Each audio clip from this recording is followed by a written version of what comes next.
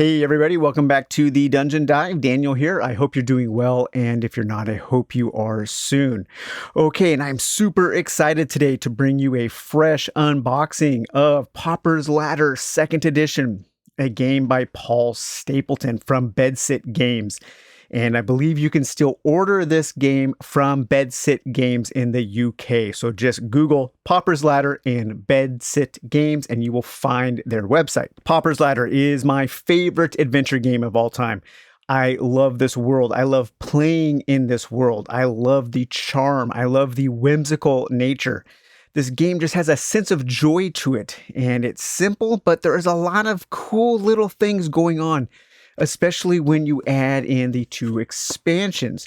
Now, I don't think the expansions are going to get a 2nd edition, and the new 2nd edition does not include any of the expansion material, but it does include some new things. And one of the things I'm hoping, so as you can see, the boxes of 2nd edition and 1st edition are just about the same size, but 2nd edition, the box is just a little bit deeper, about a half an inch or so. So I'm hoping that the stuff from the expansion boxes fits in this new 2nd edition box. But there's a lot of stuff in these expansion boxes, a lot of cards and components and little booklets and stuff. And once you start adding in all of the expansions for Pauper's Ladder with all of the different characters that you can play as, and man, there's a lot of stuff. There's a lot of stuff to see and do and explore. And that's one of my favorite things about Pauper's Ladder is just you never really know what kind of cool thing you're going to find while you are questing around the land. So let's read a little bit about 2nd edition here.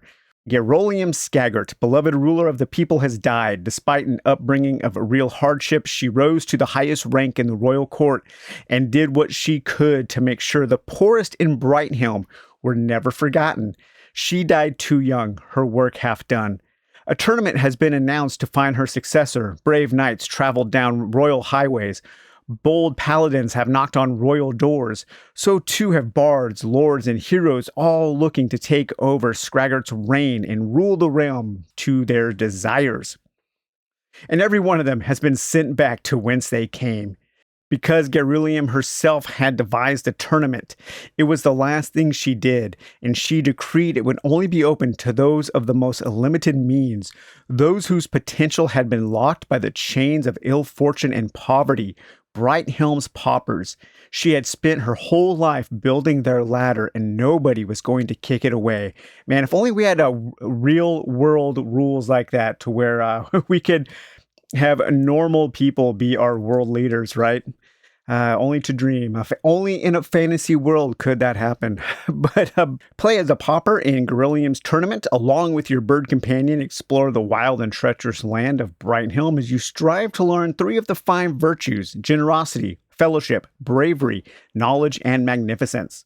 Battle a bestiary of creatures, undertake quests, find ingredients to craft powerful recipes, and discover the sights and wonders of an exciting new world along the way.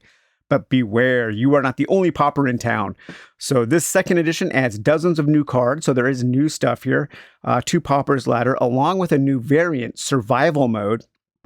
Now Brighthelm can be more dangerous than ever, and I think it adds the kind of expanded solo rules that were, I believe, eventually included in the Moon Towers.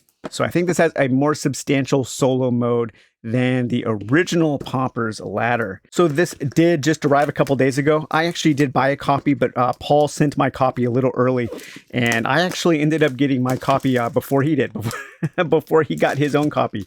It came really fast. I was really surprised by how quickly it came. But man, I love this game. Discovering this game was one of my favorite things of the last, few years or so. So here we have our new rulebook, Visitor's Guide to Brighthelm, components, setting up the game, starting the game, meet the paupers, game objective, fighting hazard, survival mode, solo mode. So it does have, and solo scenarios. So it does have those solo scenarios, further adventures in Brighthelm, and a rules summary. Nice. It sounds like a little more comprehensive rulebook here. Oh, wow. I really like that page layout there. A Visitor's Guide to Brighthelm. Brighthelm is a dangerous place. You've probably been told stories of ghosts, lizardmen, vampires, oversized insects, and demons your whole life. Well, they're all true. And there are even worse things waiting out there. Things you never heard stories about because no one was ever left alive to tell them. This is why the city you grew up in has such high walls, and it's partly why you never left. But these are changing times, and leave you must. For all its dangers, Brighthelm is a world of wonder, adventure, and in your case, a chance for glory. When you leave your hometown, possibly for good, let Garolium's virtues be your map. If you're after knowledge, set off for where you're most likely to find the ingredients you need. If fellowship is what drives you, take the time to see what quests are on offer. Be sure to use the sanctuary of other cities and pursue the supplies in their shops, as a well-equipped pauper stands a far better chance of enduring the trials of the wild regions. And here we have a nice little atlas of the regions. That is super cool. We have our beaches, our forests, mountains, swamps, and mines. Really, really nice. This looks really great. So here we have our setting up the game, starting the game, your anatomy of your pauper card. Those are your characters. You will start with a pauper and a bird companion, and you can train your bird companion to level up. Here we have the 8 paupers available in the base game. We have Alf Blomwell, Desi Blount, Sissy Gringling, Ginny Heaver, Kazaa Hoyce, Brenny Lanklot, the Great Ognov, and Dagras Scriben. Okay, here we have our objective. So you're trying to accomplish 3 of the 5 virtues. And the virtues are generosity, knowledge, bravery, magnificence, and fellowship. Generosity, you're trying to collect gems and donate them. Knowledge, you're trying to complete recipes by gathering ingredients. Bravery, you're out fighting monsters and fighting different creatures and bandits. Magnificence, you have to defeat dragons in certain regions. And fellowship, you have to complete quests. So there is a little bit of a sandbox nature. You can choose which of those 3 you want to focus on, and you can change at any time. So it does have that cool sandbox nature. Different encounters, our equipment cards, our quest cards, how to fight hazards. Combat's pretty simple in this game. Instead of rolling d6s, or instead of rolling any other kind of dice, you have a stack of power cards, and you can play those. And the lower number of the power cards, those will have things that will help you augment your luck, augment your bad luck. It's a cool system. There is a single d6 included, but it's more of a d3. It's called the Lucky Charm, and you roll it at certain times. We have so those are the outcome cards there. We have our region cards for when you move to a location, you will flip over a card, like in Talisman or Runebound or something like that. Our various hazards, the ingredients, there are a whole bunch of different ingredients, and you can combine those to make recipes, and the recipes will allow you to have special abilities, kind of like skills. And then there was also in one of the expansions, I think it was Moon Towers, there were talents also that you can learn, and as another way to upgrade your character, but those would get balanced out by different curses. And so it's kind of a cool tug of war. It's kind of a cool balancing mechanism there. All kinds of different equipment, different quests that you can go on. And here we have the survival mode. Let's see. Survival mode is a different way to play a 2 to 4 player game of Pauper's Ladder. Your character has lives, which are lost when they fail to defeat a hazard in a fight. When a character loses their last life, they have to visit the city healer to have them restored. Lives can be restored by visiting places of rest scattered around the wild regions and by using potions.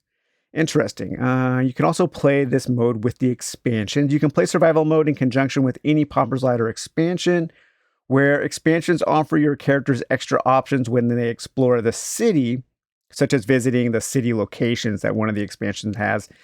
They can't be done on the same turn your character visits the city healer. So there's a little bit of a limit to their playing solo. So yes, it does come with the expanded solo rules that came in, I believe, Moon Towers, or there was also an expanded mode that you could buy, the Lonely Pauper. Maybe they've combined, yes, they have combined those scenarios. So maybe those scenarios are kind of rewritten here. Setting up a scenario, so playing solo. You can either play a scenario or you can just play a sandbox solo mode. using the solo sheet. So I like this game solo. I think it works pretty well. And here we have our standard solo scenarios. We have the basic tournament. So this is kind of your basic mode, the Saltash Necromancer, and the Fiery Siege. And here we get a cool little spread of all of the different types of expansions. So Moon Towers, Cobbled Isles, you've seen those here and on the channel covered in great detail. We have 2 character packs, the Gift Bearers and the Bright Helm Bodox. And these are kind of like these monsters that you can play. And this is kind of a Christmas themed expansion where you can travel around and give each other gifts. And the Crows of Coppershell Bay. This is not an expansion for Pauper's Ladder, but it's a full, complete little mini game in a 10. And on the next episode of the Dungeon Dive, we will be taking a look at the Crows of Coppershell Bay. And let me tell you, it is awesome. Paul has crammed so much adventure into this little box. I love it. It's set up on the table right now. I've been playing it off and on for the last couple of days. And here we have a rules summary. So all in all, a really nice looking rule book. We have a few pages, just one punch sheet here. So that's our money. And these will be things that we will use during the solo mode to keep track of our time and to keep track of which virtues that we have solved. And I believe that these are also used in the solo mode there. So not a lot of chits. That's nice. Here we have our actual poppers. I don't imagine things have changed too much as far as the numbers and the details go of our poppers and things, because the game still does need to work with the older expansion. So I think it's just been refined a little bit. I will need to clip these corners, of course, but each one of these is double-sided depending on how many people you are playing with. So 2 and then 3 to 4. So we have Alf Blomwell and Jenny Heaver. We have Brinny Lancelot and the Great Ognov. We have Sissy Gresling and Desi Blanth. And we have Dagris Scriven and Kazaa Hoyes. And so you will keep your bird there. These are the virtues. Each of the characters also has a unique item that they start the game with, which gives them a little bit of a special power, gives them something to do. And then here we have our solo sheet. So we have hard and very hard, and then easy and medium. And so everything you will need to keep track of for your solo plays, for your Lonely Pauper modes, is on that sheet. And then we have a guide of all of the icons and the different cards and things. Really nice. Let's open up this board. I don't think the board has changed at all. It's still a small board, which I appreciate. I just love how much detail this game packs into such a nice, small or medium-sized box and a small board with a small amount of table space. So it doesn't take up a lot of real estate on your shelves or on your table. And I really do appreciate that. So there's all of our regions. We have the forests, we have swamps, mines, and mountains, and the beaches. And then, of course, the Cobbled Isle expansion adds a cool little boat, the Cuddy Wren, and the Cuddy Wren travels around the land in the water regions, and it stops at the various cities. And then you can interact with the boat. You can actually have adventures on the boat, or you can get on the boat and you can do some gambling mini games. Just every little thing in this game goes to further bolster the atmosphere, the vibe, and the theme. And it just, everything works together to create this tangible world that all of this adventure is happening in. And that's why I like the game so much. All right, so we get our big chunky meeples here, but now the birds aren't just a little disc. They are a big chunky wooden meeple as well. Really cute. I like that a lot. So there we have our different poppers with their birds. All right, we have some baggies to help store some stuff. Here is our Lucky Charm D6. And now we actually have an insert. So it looks like there is some room for some of the expansions. I don't know if everything will fit. Maybe. Fingers crossed. It would be nice to not have to keep everything in 3 different boxes, but it looks like all of our standard cards will fit over here. Maybe our money goes in there, our Lucky Charm here. Okay, so we do have our recipes. I'm not sure why these are in separate packages there. Maybe they are replacements or something. I don't know. But these are all of our recipes. And so when you go out and you harvest goods, you can find things like fish or mushrooms or glow dust. And if you have 2 of the 3 ingredients listed on the recipe, then you can learn that spell, that skill or that thing. And so this is abundance. And when learned, immediately collect 8 gems. Hey, that's really cool because having money in this game is very beneficial because you can buy things. This recipe has no further effect, but it still counts towards your total earned recipe. So that just gives you some money. Or maybe we have, maybe you can learn foresight here. And if you learn foresight, you at the start of their turn, your pauper can peek at the top card of one region deck. Very, very handy. And then this is a little package of these. What is this? This looks different. So I don't know if these are new. Influence. Interesting. Oh, this is a replacement card. After going to print, I realized the influence card from the recipe deck read in an ambiguous way. It could be interpreted that you're able to complete a quest without needing to fulfill the objective. The amended version in this little pouch is intended to... Man, how thoughtful is that? Like a whole card explaining the replacement influence card. I don't know. That's just kind of par for the course for Paul Stapleton. He's a very, very thoughtful designer. And that's why I love so many of his games. BN1 is also an amazing game. But here we have all of our cards here. So we have our outcome cards. We have some quest cards, some of our equipment cards, swamp cards. And so these will be all of our encounter cards. Let's take a look at these here. I don't know, card for card. I don't know how many things have been changed. I'm pretty sure there is an upgrade pack for people who have first edition to upgrade. I think, if I'm remembering correctly, I will put yes or no right here. Future Daniel will tell us if that was right. I'm not sure if the cards feel different or not, but I think they look a little clearer or a little bolder. That could just be my my imagination. Thinking like, yes, this is a second edition, so something needs to look different. But I think the art is a little bit redone, I think. It almost looks kind of like, I don't know, like an HD remaster sheen or something. But these are all of the things that you might encounter in the forest here. Again, I don't know how many new cards are in each region, or if there are. I haven't done a card count or anything. We have all of our beach cards here. Falcon's Nest, the Turnip Mouth, the Bandit, the Sandworm, the Hidden Stash, a Friendly Magpie, ooh, a Razorfish, Lookout Point. What's really cool is some of these cards are actually locations, and those will stay out on the board, and then it kind of changes the realm as you are playing in it.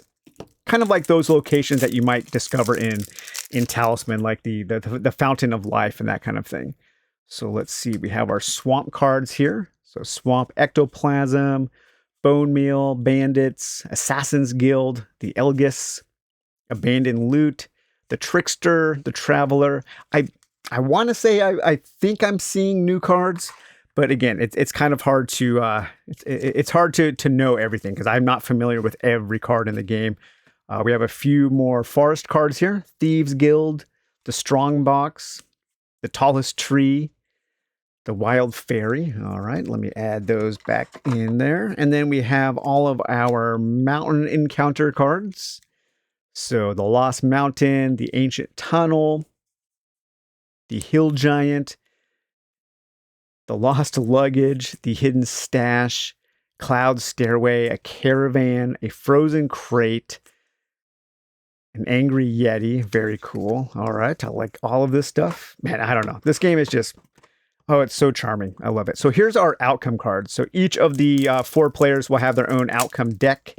And again, these are used in lieu of rolling dice for when you are in combat. And these will be color-coded, so there'll be 4 of these decks. And they range from numbers from 1 to 6. 6s, you just get the bonus of rolling a 6, basically. That counts as rolling a 6. But On the lower number cards, such as the 2s and the 1s and the 3s, you might get a little bonus to help augment the fact that you drew a low number card. So you might be able to recruit some help or something. So it's even when you roll low or draw low, there is still something that you might be able to do to help augment that, to help offset that bad luck. So I really do like that a lot. I think this is a really cool system. It doesn't add any complexity, but there's just a little bit to know. You can know how many 6s are in this deck. So if you haven't drawn a 6 in a while, you might maybe push your luck a little further to maybe combat one of those dragons, because you think I haven't had that 6 come. I've drawn 5 cards in a row without a 6, so the chances of drawing a 6 have greatly improved. So it does help make some choices, because a lot of times in games like this, these kind of luck-based random encounter games, there aren't a lot of choices to be made. And so any kind of little choice, I think, goes a long way to make the gameplay more meaningful. We have a few quests here. I know there are more quests, so I'll wait to add a look at those. We have a few birds. So I think that's all the birds. The stack of birds has greatly increased over time with all of the expansions. We have our rare gear. And so the cities will have a certain amount of gear that you can buy, equipment, and each city, I believe, at the start of the game starts with one rare piece of gear. So we have our Dragon's Bane sword, Emion's pin, the Chemist's stone, the Brawler's stone, the Mold blade. I believe, man, I want to say that some of these are new. The Seer's ring, the Fine steed, and the Trusty hound. So those are some of the unique items that you can find. And then you can also go shopping in the cities, and you can get all of this different types of equipment. So ice picks, a world map, a fool's purse, another ice pick, a sword, a recall potion, a might potion, firefly lamps, a fight potion, demon's teeth, the holy potion. So all kinds of neat little items that can help you on your adventures there. Here we have our birds. So when the bird starts, they're just kind of a normal bird. We have a kingfisher, a crow, swift, a vulture, a canary, a motmot, a squaw, and a magpie. And then at any time during your turn, you can pay 4 gems, and then they will be trained, and then they will add an additional ability. And what's really cool in this game is on each one of your turns, you basically have 2 turns, because you can send your pauper to do something and you can send your bird to do something. I really like that system. It goes a long way in fleshing out the world quicker, and just it helps you explore faster. It helps those turns of pure exploration not feel like they are as incremental as they can in a game like Talisman or Runebound or something. But yeah, so when you train your magpie, if the magpie didn't move this turn, collect a gem. So hey, they can just stay put and collect money for you. A trained motmot. When the motmot fights in a mine region, it draws 2 outcome cards and chooses one to play and discards the other. So really cool. I always like that kind of thing where you can level up your characters, or your birds in this case. Let's open up this pack here. Okay, so we have some more equipment and our mine cards. Equipment here. Ball of yarn, dagger, recipe book, a pair of charms, rotten food, and a shovel, your handy shovel for when you need to go digging for things that are buried. Here we have our mine cards. So a magic vault, fragile log, a haversack, Greben's grotto, an old mine cart, a vampire, story room. Let's see, an underground river. Oh, so cool. There's so many neat things to discover in this game. I love playing games like this where you can just go off and adventure and find cool random things. Looks like we have a few more swamp cards. Let me move my mountain cards over here.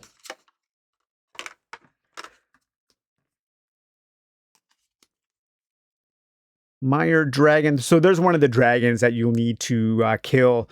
You'll need to fight for one of your virtues, for your virtue of your trophy room. No, not the trophy room. Your, which one was that?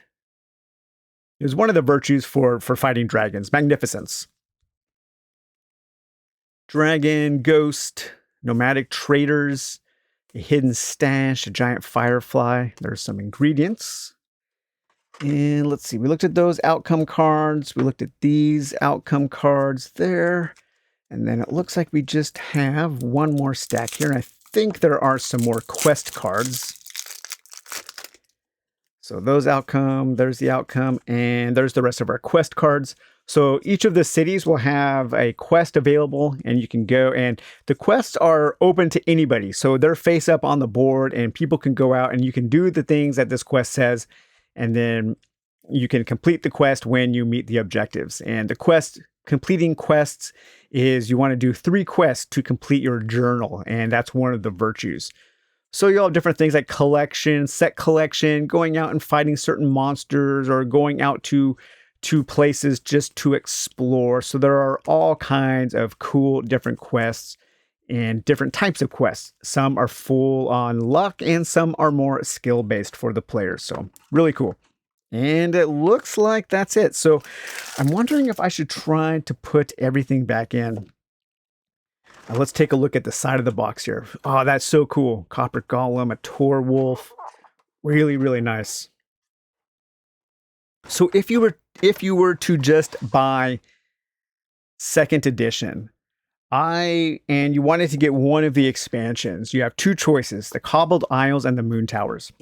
So the Moon Towers is my least favorite kind of expansion. It adds some really cool stuff, but when you play the Moon Towers, you play this expansion with only the cards included in the Moon Towers. So you don't mix and match the stuff. The Moon Towers is kind of a separate, think of the Moon Towers as a kind of advanced scenario. And the scenario is all about destroying these Moon Towers. So it uses specific cards that are only used when you are playing the Moon Towers. The Cobbled Isle comes with stuff that you will mix in with everything. And there are some cards here in the Moon Towers because I think it does come with the curses and the talents. And you can use the curses and the talents in any mode that you are playing in. And Cobbled Isle comes with some more curses and talents. And Cobbled Isle comes with all kinds of really cool little modular things, such as that boat, the Cuddy Wren, and you can take a trip on the boat and you can have encounters in the boat. There are some gambling mini decks. It adds a whole deck of city encounters. So I love the Cobbled Isle expansion a lot because of these city encounters. I think are really cool because you can go to the city and instead of doing a quest or instead of shopping, you can have an encounter. And there are places of interest, points of interest that you can discover and different NPCs that you can discover. And really, really cool. I love that. I love this expansion. So I would recommend if you wanted to get just 2 things, get the base game and get the Cobbled Isle expansion. And then if you really, really like the game after that, get the Moon expansion, the Moon Towers expansion next.